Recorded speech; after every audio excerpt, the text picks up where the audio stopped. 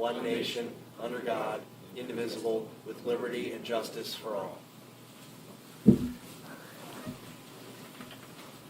At this time, we will accept public comment for items not appearing on our agenda today. For each item that is on the agenda, we will also offer the opportunity for public comment. Is there any public comment at this time? Seeing none, we will also mention that if we do have any additions to the agenda, we would ask for them at this time. Is there any additions that we needed for the agenda? Nope. Okay. Hearing none. We will move forward with our meeting minutes from our September 21st meeting and also our emergency session held to declare a disaster declaration due to flooding that was held on September 23rd. Is there a motion to approve both of those sets of minutes? Motion to approve the minutes from the September 21st Board of Commissioners meeting and the September 23rd emergency session to declare a flood emergency. Second. It's been moved and seconded. Any final discussion on the minutes? Hearing none, all in favor say aye. Aye. Aye. The motion is carried. Okay. At this time, we will welcome up Ann Ard, Dawn McKee, and Bernie Cantorna to discuss and for us to proclaim October of 2021 as Domestic Violence Awareness Month here in Center County. Good morning to you all. Good morning. Good morning.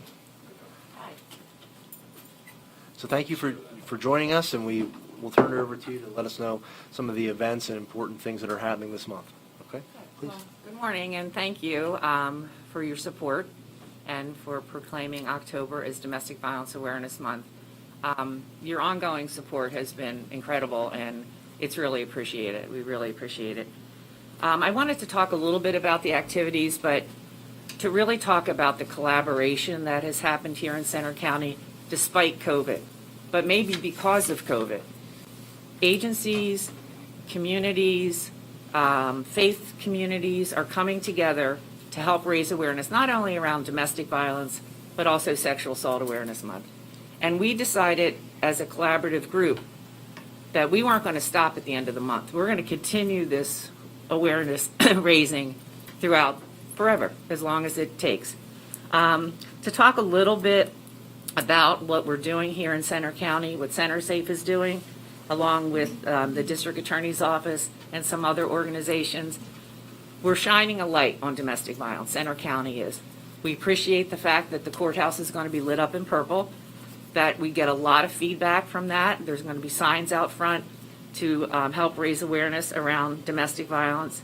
Bellefonte Borough and State College Borough will be adorning some of their street lights with purple lights and signage about domestic violence. We're also going to be hanging purple lights in the gazebo in Milheim at Fountain Park. The idea is to really get out into the more rural areas to help people get a better understanding of what kind of services are available. One of the things that we're doing is we're doing an empty place at the table exhibit. The 4 YMCA branches will be displaying the full exhibit that represents the 14 people that were murdered in Center County as a result of domestic violence from 1998 to 2017. Because when you think about it, when somebody is murdered as a result of domestic violence, they leave an empty place at their family's table, their friend's table.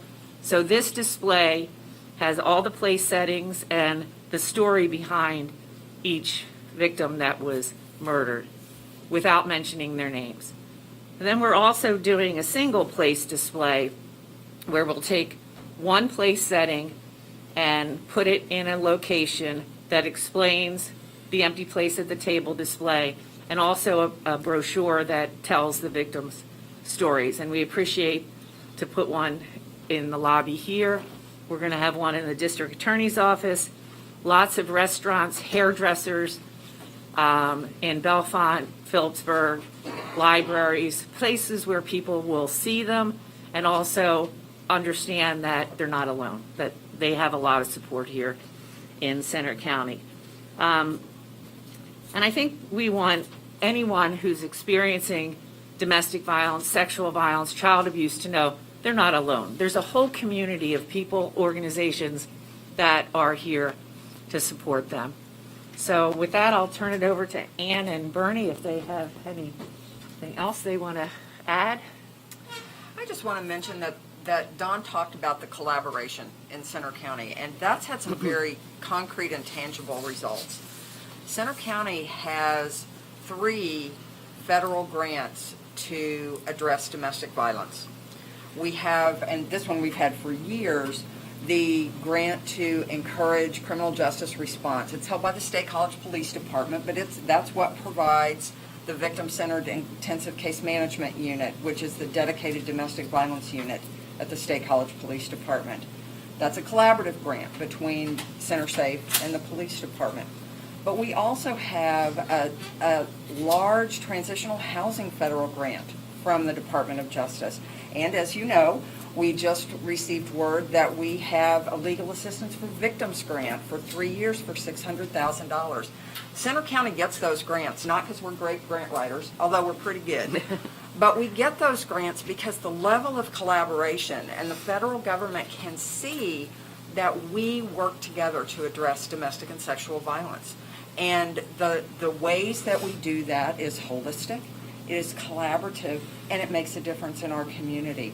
And so I give all kudos to not only the commissioners, but the council members in the jurisdictions, to the district attorney's office, to Center Safe, to all of us who are partners in that, because we're making a difference in Center County. Thank you, Ann. Domestic violence, it's going to flourish in isolation, and we've been in very troubling times, and many experts believe that remediation, social distancing, and the pandemic have exacerbated those issues. And it's really important that people know that there are resources here in our community and that there is help. And that if you know someone who you suspect is struggling with domestic violence, and the statistics vary, but it can be as many as 1 in 7 in men and 1 in 4, or 2 in 5 women struggling from domestic violence, you have to keep lines of communication open. You have to be there for the individuals. There are advocates and experts at Center Safe.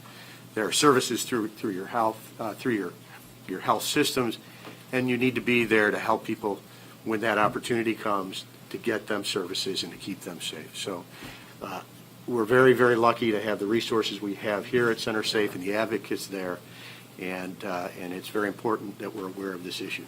So thank you. Thank you for making this and highlighting this month as an awareness month. Thank you to the organizations that you're representing today and the work you do. Like you said, Dawn, it's 365, this work. But lifting it up this month to highlight the work and then keep going throughout the year is so important. So thank you so much for each of what you do and the passion you bring to this and the dedication. So thank you. Thank you. Just want to highlight the collaboration aspect. There's so many different sides to this issue. You've got the violence, the mental health, the criminal justice. It all is one big, messy ball of yarn.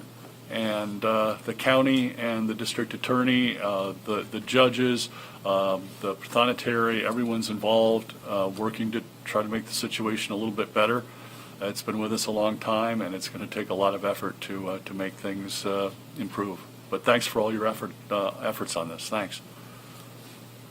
I think whether the violence is physical, psychological, economic, we as a community, we as a county have said that we are at zero tolerance level. And I think no matter where you go in our community, people are well aware that this is a county which we don't condone or accept or tolerate any of that. And I think this has been going on, this effort to address this problem is going on for a long time, but I think it's pretty obvious that there's not too many communities that are ahead of us in the amount of effort that we put in to educate people, but also just let our community know that this is not tolerated in Center County. And I think it's largely due to the efforts of a lot of organizations, many of them are represented here, but I just want to highlight once again that, and Bernie, you probably said it best, we're in the COVID-19, and whether it's child abuse, whether it's domestic violence, those things flourish in the shadows, and you do see somebody who is struggling, or you see the signs of this on any level, people have to reach out to not only Center Safe, but the law enforcement, or just tell a friend, tell a neighbor. And it's one of those things where we need to stay on top of this. And these are tough times, but we'll get through them, and we'll hopefully be better for it. So thank you for all your efforts and all the collaboration that I've seen for many, many years in this community. So we have the proclamation in front of us, and we will look at this time for a motion to proclaim October 21st and recognize year-round the work that occurs. But this month especially is Domestic Violence Awareness Month, and urge all of our residents to speak out against violence and support our efforts, local efforts, organizations to assist the victims and the survivors of these crimes. Motion to adopt Proclamation number 31 of 2021, proclaiming October as Domestic Violence Awareness Month in Center County. I will second It's been moved and seconded. Any final discussion, comments? I just have one more thing, because in light of COVID and the topics that we're talking about, there's an elevated level of stress, so I brought you all a present. Center Safe stress balls. Oh, very good. I'll take 2. I have plenty. Share with your friends. And you're not allowed to throw them no at each other. throwing. No, but it. I, I thought that was the No, no. de-stressing. Nope. there you go. That's right. But these, and I'll leave the rest at the front desk, but these we give out as prizes, and, We got one. She's We got got one one. down to her. Took care of it. and it is incredible how many people really appreciate that. Not only as stress balls, but little kids throw them, they toss them, they have fun with them. So it's another way to get the word out about this work that we do. So, Thank you. Thank you very much. So all those in favor of adopting the proclamation do so by saying aye. Aye. Motion is carried. Thank you. thank you. Thank you. Very much. Thank you all very much. Thank you. Coming in. Sure. Have a good rest of your day. Thanks, Dan. Okay, we have under our contracts and authorizations, we have an amendment to our public meeting rules, and we'll turn it over to Margaret at this time. Yes, thanks very much. As you all are aware, Act 65 of 2021 took effect on August the 29th, and that law amends the Sunshine Act and adds provisions to predominantly the posting of agendas and changing agenda items during a meeting. Because of Act 65, it's important that we take a look at our public meeting rules that we have to make sure that everything that we follow in our public meeting rules is now consistent with Act 65. So in front of you this morning is a proposed revised version of our public meeting rules. And you'll see in red, for example, that instead of the approved agenda being posted on the county's website by a certain time, we're saying no later than 24 hours prior to the meeting start, which is required by Act 65. Mostly the changes relate to our Thursday meetings because we were in full compliance with our Tuesday Board of Commissioners meetings. So, and also made one additions to say that all provisions of Act 65 of 2021 amending the Sunshine Act are in effect. All right. So, that would be it. Thank you very much, Margaret. Any comments or questions? No, I'm actually Sure. going to highlight number 11 here. Sure. Any person making offensive, insulting, threatening, Ah. insolent, slanderous, or offensive. I've seen marks who becomes boisterous, who makes threats against any person or against public order and security during a Board of Commissioners meeting shall forthwith be barred by the chair or the vice chair in the chair's absence for further attendance at the meeting unless permission to continue be granted by the majority vote of the board members present. I think it's Oh, sure. there. You know, that's not something we normally deal with. Sure. But, Sure. the knife cuts both ways. We have to be in public session, and we have to display our meeting minutes and we also have certain ground rules and certain modicum of respect that we require for the conduct of business. And I just wanted to highlight that. Fair point. Fair point. Thank you, Commissioner. Okay. Any other comments or thoughts on the amendments? Okay. Hearing none, thank you, Margaret, for the summary. Very prudent for us to take action on this to take into effect the Act 65. So we look for a motion to adopt them. Motion to adopt the amended public meeting rules. Second. It's been moved and seconded. Any final discussion on those? Hearing none, all in favor say aye. Aye. Motion is carried. And we're going to welcome up at this time John Fronick to discuss a little bit about Solar United Neighbors Co-op. And we had talked about this at a previous meeting, so this is a follow-up. And so we'll look to take action at this time. So John, please. Good morning, Commissioners. We previously discussed the county's potential interest in joining Solar United Co-op that officially launched at a press conference on September 19th in Center County. Administration was asked to reach out to existing PA co-ops to inquire about how their experience has been with the program so far. I contacted several entities within Indiana County, and they reported that their first co-op experience with Solar United was a very positive experience, so much so that they elected to initiate a second one last year. It slowed down a little bit due to the pandemic, but it's still been a positive experience the second time around as well. All of the entities within the first co-op, which included the Borough of Indiana, Evergreen Conservancy, and the Indiana County Sustainable Economic Development Task Force, all signed up for the second round, and they were also joined by the Indiana County Chamber of Commerce for the second round. So to recap, if the county were to participate in the promotion of the co-op, it could be done within one of two primary levels of involvement. We could send a letter to all of our municipalities within the county informing them of the co-op, of how their residents can take advantage of the purchasing power through the program. The second option is to become a co-op member whereby we can still send the letter to the municipalities. However, we would go a step further in the promotion of the co-op's efforts to spread the word and essentially endorse the program. We would receive a media kit and guidance on how to go about promoting that. One of the things that you would do as a full member too would be if there were to be a task force involved in it, you could basically have input into how in designing the program. Given that this initiative isn't necessarily a one-and-done type of event, as evidenced by Indiana County's experience with the program, a suggested first step could be to go with option one and elect to do the informatives, send them to the municipalities, and then we could potentially sign up for any future rounds and be more involved if you're so inclined. Thank you, John, very much. Any thoughts or comments? We've worked closely with Indiana County in the past. In fact, we took their rural broadband model and simplified it a bit, and it's now getting rolled out across the state. So I think we've had some good results from utilizing Indiana County's experience. So I very much lean toward that second step as a full member.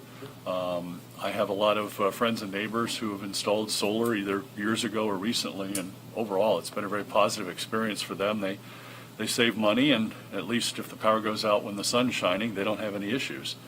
So yeah, I would definitely want to go toward the second step full member. Okay. Yeah, I think as you highlighted, John, the fact that when these have occurred in counties and the county government has been supportive of it, it tends to help the program a little bit. Outreach, give it a little bit of more weight behind it. And at the end of the day, it's up to the consumer. It's up to the residents who live in the county whether or not they want to do the program. And so it's really a great way to go green and to save some green as well. So I think that it sounds like we're leaning towards that more full-fledged option at this point to be part of the task force if there is one, and go from that direction. So is there an official designated level that is? Is it is there a name for it or a specific kind of moniker? I think you could say full endorsement. Full endorsement. Okay. Great. Okay. So we would look for a motion to have us do the full endorsement. Nice turn of the phrase there, Mike. Go green and save green. I'm sure You lifted that from I'm somebody. sure somebody else came up with that. Yeah. Yeah. So we'd like to make a motion for the county's full endorsement of the Solar United Co-op. I will second that. Okay, so moved and seconded. Any final comments or questions? Hearing and seeing none, all in favor say aye. Aye. Aye. Motion is carried. Okay, and then we'll move into an item for the correctional facility, John, so we'll keep it with you. Thank you. The Center County Correctional Facility has been experiencing delays in deliveries from its food distributors. The issue stems from an overall labor shortage that is occurring across the country. Food distributors are in need of truck drivers. The proposed solution to address this issue is to increase the amount of food ordered so that on-site supplies are adequate to span the increased time frames between deliveries. This will require more freezer capacity. So before you is a lease agreement for a standalone walk-in freezer that would be placed on a stone pad directly adjacent to the correctional facility. Polar Leasing Company out of Fort Wayne, Indiana, would deliver the freezer from their Pittsburgh location, and county facilities personnel would coordinate the power connection to the freezer. The cost for a 12-month freezer lease, delivery and pickup fee, and a small damage deposit is $21,672. As an aside, we have confirmed that this expense is eligible under ARPA funding as a COVID-related capital investment. We are asking for your approval today so that we can move forward as soon as possible because, just like everything else, freezers are in high demand. All right, thank you for the summary, John, and for the decision point. Any feedback, comments? Okay. Sounds like something we need to do, obviously to keep the food up there, and so looks like we'll go forward with this. So thanks for tracking this down and bringing this forward to us. We look for a motion then. Motion to approve the rental contract with Polar Leasing Company, Inc. I will second it, and I have a comment. Please. Okay, it's been moved and seconded, and we'll look for any other comments or discussion before we take action. I just want to recognize John's efforts across the board. We have some amazing people in county government. Many of them are sitting here. But John, you have you've really demonstrated in your short time with county government some amazing leadership characteristics. And whether it's with the tax claims office, whether it's in the repurposing of Center Crest and a lot of other things. And I just want to say thank you. And I'm very, very pleased that you're part of Center County government right now because you've really demonstrated, not to mention the incredible number of right-to-know requests that you have that you have tackled. So I just want to say thank you. And I think when you look at the fact that we're going from solar to refrigerators or freezers, I mean, it just shows the dynamic of what John has been tackling over the last several months. And too often we don't say thanks, and I just want to share my thoughts with you. Thank you for having me. Well, stick around a while. You're Yes, good. please. Thank you. No, I think we all echo those sentiments. Thank you, John, for the presentation and all the work. So we have a motion and a second, and we would look then for the vote. All those in favor do so by saying aye. Aye. Any opposed? Motion is carried. Okay. Thank you again, John. And to Margaret, we have some items for our elections office. Yes, the first item this morning is a 5-year lease agreement with Pitney Bowes to provide a SendPro P300 postage machine for the elections office. It is a 5-year lease, a total of $35,077.20. It would begin on October 31st of 2021 and end October 31st of 2026. And clearly, this is an item that is in need of addition to our elections office. Okay, thank you, Margaret. Any comments or questions? All right, we look for a motion then. Motion to add the lease agreement with Pitney Bowes to next week's consent agenda. Second. All right, been moved and seconded. All in favor say aye. Aye. The motion is carried. Okay, and then that next item. Yes, the next item involves the cleaning and disinfection of election polling locations following the 2021 election coming up here. The elections office did provide for cleaning of polling places even prior to COVID-19, but we wanted to bring this before the Board of Commissioners and make sure that you were in support of allocation of funding that would allow us to continue with the cleaning and disinfecting. It's a little bit more involved now than it might have been pre-COVID-19, but it is something that I think the polling locations appreciate, and we're in there immediately following the election day so that whatever the site was used for previously can return to its normal function. So just looking for support for the allocation of funds to complete this. Sounds good. Is there an amount, I think we had talked We did about? not have an amount. Okay. I think 10,000 was what we had talked about the elections board meeting last week, if I recall, not to exceed, which I think would cover it, but I don't know. I don't, Okay. we could say that Yeah, here. okay. And I think they were trying to pull some numbers together from the previous election, so I didn't have a final number. Okay. Well, let's do 10,000 if we're comfortable with that, and then if we need more, we'll go from there. But that at least lets them start with nailing down some of the contracts, so, okay. All right, so we look for a motion then. Motion to approve the allocation of funds for the cleaning and disinfection of election polling locations not to exceed $10,000. Second. All right, it's been moved and seconded. Any final discussion? Hearing none, all in favor say aye. Aye. Motion is carried. Okay, thank you very much, Margaret. Okay, we're going to welcome up Norm at this time to discuss this next item. Morning, Norm. Good morning. Requesting approval for ice mitigation framework to be built over top of our equipment shelters at 3 sites to prevent falling ice damage to our buildings and equipment. This includes 3 sites, Little Flat, Rattlesnake, and Rhodes, which are our taller towers, and falling ice has caused damage in the past in the winter months. The work is to be done by Tower Services Unlimited, who have done tower site work in the past, including the Center Hall rebuild. This project total cost is $51,405 and meets PEMA eligibility for funding. All right, thank you, Norm. Any questions or comments, feedback on this? The only thing I would say was, has this been vetted for bidding and all the other things? Yes. Do they have a state contract for They're this? co-stars. Okay, all right. Any other questions? Okay, seeing none, is there a motion? Motion to add the quote from Tower Services Unlimited, Inc. to next week's consent agenda. Second. It has been moved and seconded. Any final discussion? Hearing none, all in favor say aye. Aye. The motion is carried. Thank you, Norm, very much. Thank you. Under Human Services, we'll welcome up Natalie Corman. Good morning, Natalie. Good morning. On behalf of the MHID office, I have 3 contracts. The first is with Pyramid Healthcare. The second is with Quest. So both of those are for drug and alcohol specific services for us, whether it's outpatient or their case management, and also levels of outpatient and medication assisted treatment. So both of those are funded with either state, federal, and we do have a county match with our Quest contract. And then our third contract was with the Advocacy Alliance. It's specific to, they're able to do our representative payee services, one of them.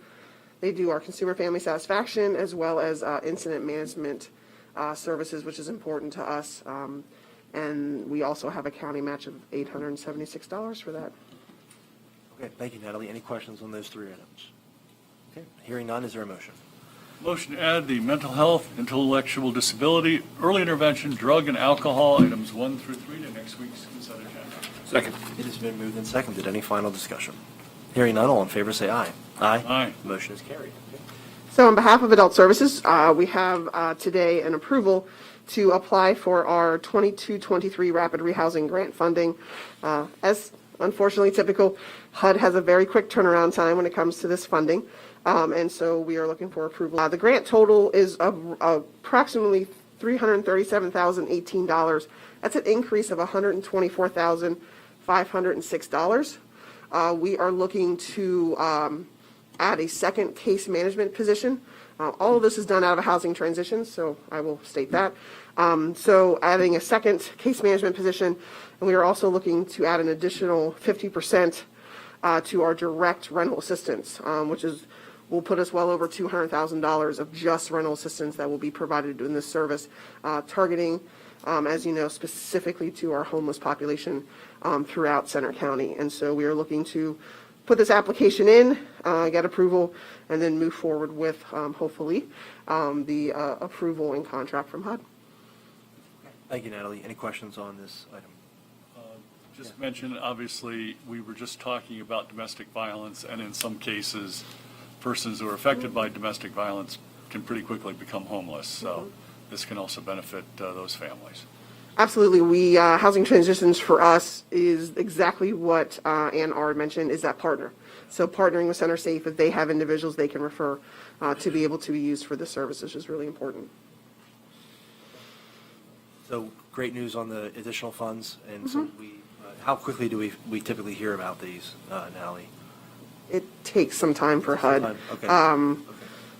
I would say, I mean, right, it's supposed to start October 1, 2022. So it pushes us out a little bit until we finally, hear from them, probably maybe in the new calendar year. We would hear if we have a secure. We currently have funding, so we are just rolling forward with all of that. Okay. Hearing no other questions, is there a motion? Motion to approve the application to Department of Housing and Urban Development for rapid rehousing grant funding. Okay, it's been moved and seconded. Any final discussion? Hearing none, all in favor say aye. Aye. Motion is carried. Thank you. Thank you. Thanks. Okay. On our next item here, we are going to welcome up Mitzi Gallagher-Long and Ray Stolinas to discuss this item here. Or just Ray? I guess Ray. Okay, okay. Okay.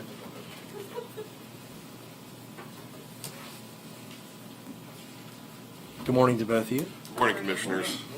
Yeah, this morning we have an item regarding the Unionville water tank project out of our 2017 CDBG program year, and I'll let Mitzi go through some of the requests because we have a reallocation of admin funds that we are looking for the Commissioners to consider this morning.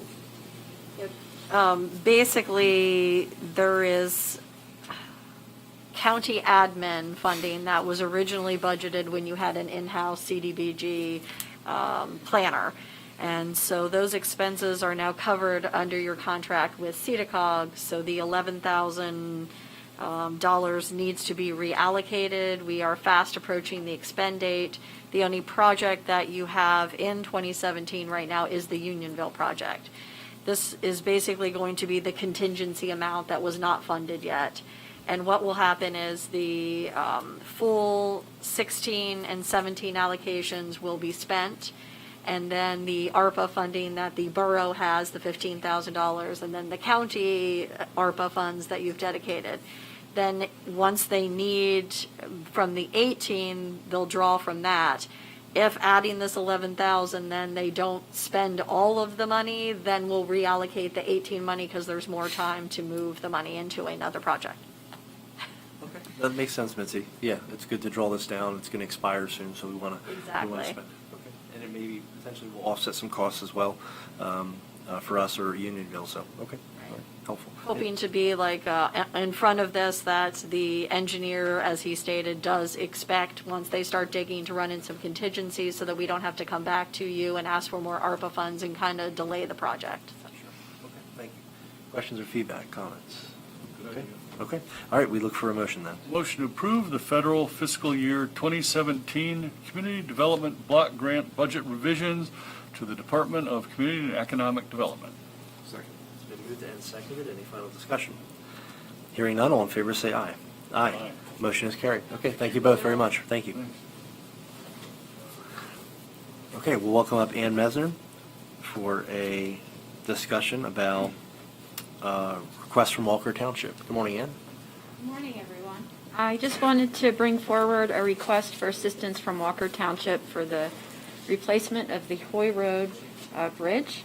Walker Township is requesting Act 13 at-risk local bridge funds in the amount of $100,000. I didn't know how much background you wanted to go over today, but if I may. So they've made this request because as a county, we are eligible to use what is known as federal roadmap funds, but those funds require a 20% local match. And we were told earlier this year that we had to find several bridges that could be candidate projects. So in working with District 2, we started with 3 bridges that were candidates for a variety of reasons. And I went out to those municipalities during their public meetings and explained to them that we had some possible federal funds to improve bridges in the county. And 2 of the 3 municipalities have put forth interest in doing that. In the case of Walker Township, their bridge is eligible for Act 13 funds. And so after careful review of their budget, they determined that they could commit $180,000 as part of the local match, and are asking the county for $100,000 of Act 13 funds. So that would satisfy that total of 280,000 would satisfy the 20% match needed to draw down the roadmap funds. Correct. The only question I would have, and this is just, from lessons learned from the projects we're currently doing, is over time, these projects may increase in funds. Is that price that you're saying, would that be the current price if it was built this year?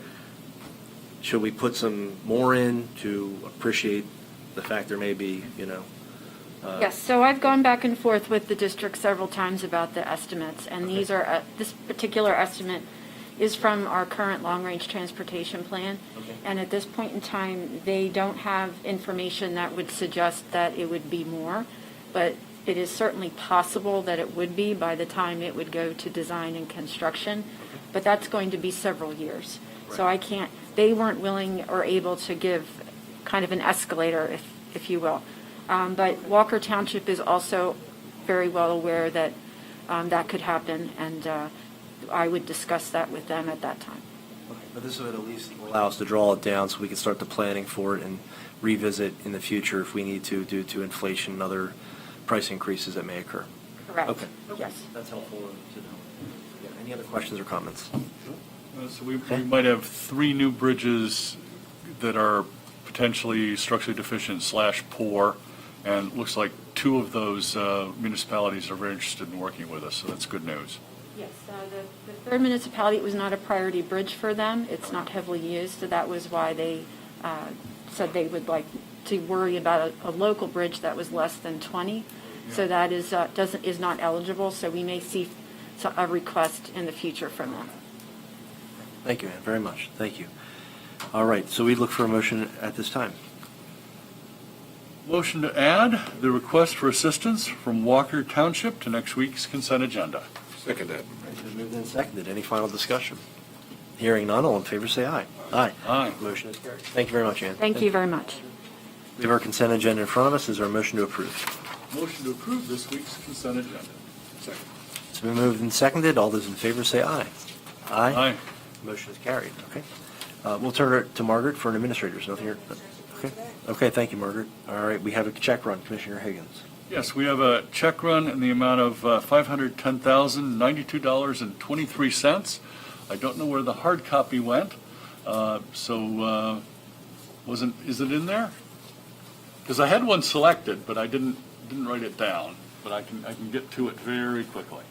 It was toward the front of the alphabet. It seems like a smaller check run as well, too. It's about a third of the usual size. And yes, the check is to the ARC Center of Center County for $2,731.88, and they are having a big to-do, I think, on Thursday. Friday, yep. On Friday, involving their new facility. I think they've been in there about a year now. And that is going to be at 4 p.m. to 6 p.m. at 171 Technology Drive in Bollesburg. I think the actual ribbon cutting is at 4:30. So would like to make the motion to approve the check run dated September 24th. Second that. It's been moved and seconded to approve today's check run. Any final discussion? Hearing none, all in favor say aye. Aye. Motion has carried. Okay. And then to Commissioner Dershowitz. All right, the voter registration report today includes 104,995 registered voters. That would be 44,048 Democratic voters, 140 Green Party, 682 Libertarian, 14,069 no affiliation, and 42,192 Republican voters, which is actually up 25 registrants from last report. And all other parties include 3,864 registered voters. The feature party today is the American First Party, which has 1 registered voter in Center County. The featured precinct is precinct number 41, which is College North, votes at the Senior Center at the Nittany Mall. There are a total of 2,970 registered voters in the primary.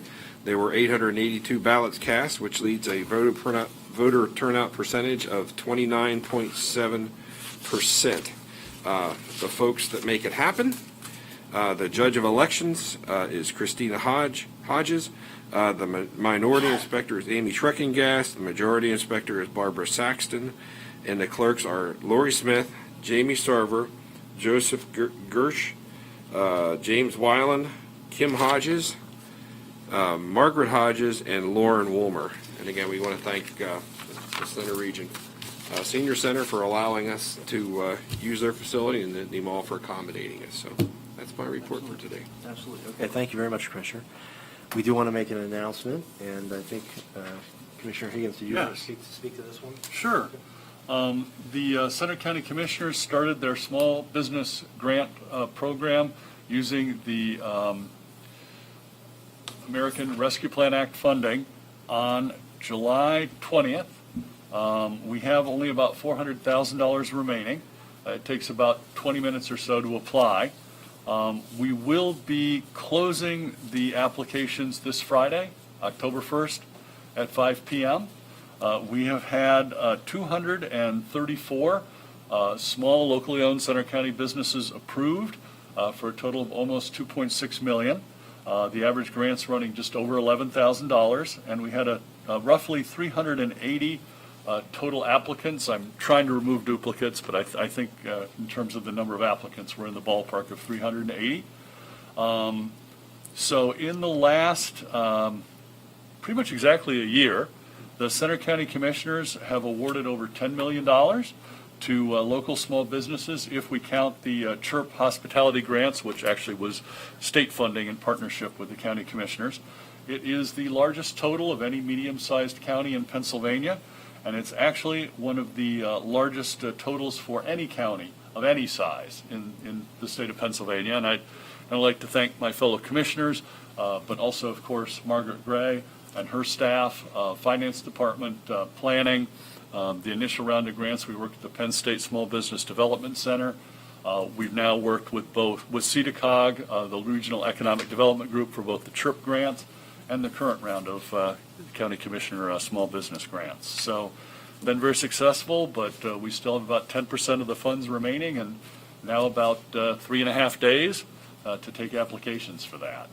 Do we have any questions from the press here on the program? Great. Back to you, Mike. Okay. All right, thank you, Commissioner. All right, any executive sessions to report? Executive sessions. Okay. Okay. All right, we have the balance of our schedule there. We have some bid proposals, RFPs listed there. Fast approaching the voter registration deadline, and I think actually today is National Voter Registration Day.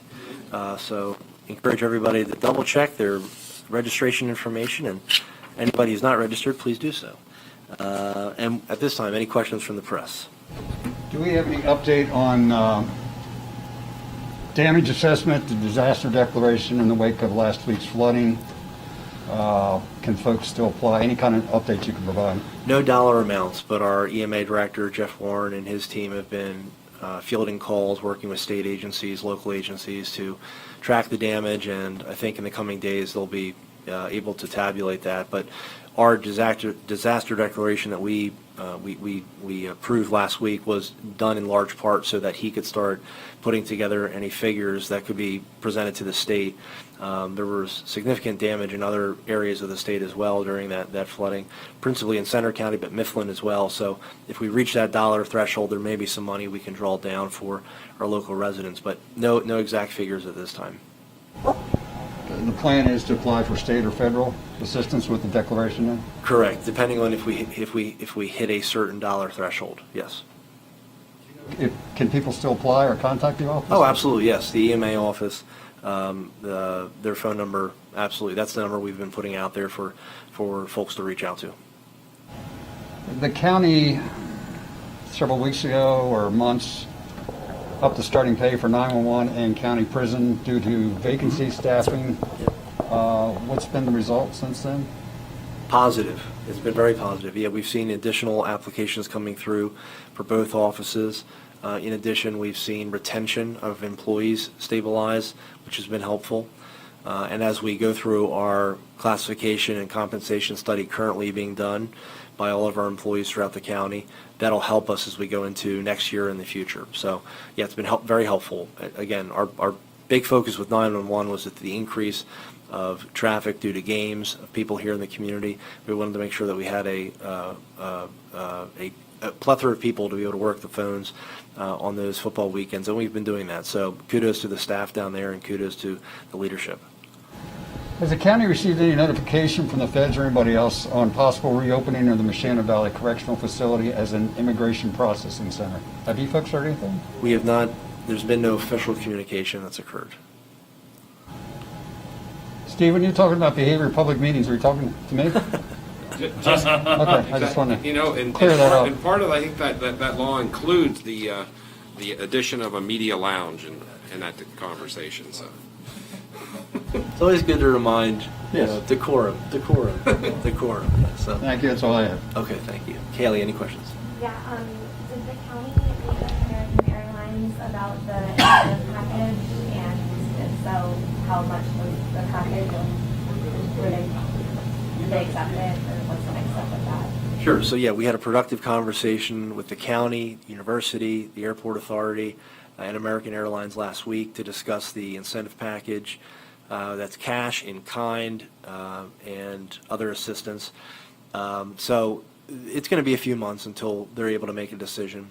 I think the one challenge that we're all facing is recruitment of employees, but in the airline industry, recruiting of pilots is an even more lengthier process. And so I think they've made any airline has talked about that challenge. So that's a big challenge that I think they're trying to overcome and work through. So I think it'll be months until there's any decision being made. But from all standpoints, I think it was a really productive meeting. So, but we'll again keep everybody up to date on any news that comes out of that. We'd also like to thank our partners in that program, all the municipalities, the Chamber of Commerce's from throughout the county. I think of the MVEDP, multiple municipalities in the State College and Bellefonte areas. So, yeah, I think we met or exceeded our goals for the, what was that phrase they were using at American Airlines for the dollar figure? The incentive package? Incentive package. Yeah, incentive pool. I think we met our goals for the incentive package, and we got their attention. Do you know what the amount was? Sure. Total for municipalities would have been 250, about 320,000, I believe. Yeah, 320. And there actually are some municipalities that are still considering it because we put the word out, and some municipalities only meet once a month. And so there are some that are meeting in October to decide on that. So, but I think from a municipal county government standpoint, it's about 320,000. Yep. You bet, sure. Okay. We're seeing no other questions at this point. We will look for a motion to adjourn the meeting. Motion adjourned at 10:49. All in favor, say aye. Aye. We are adjourned. Thank you all.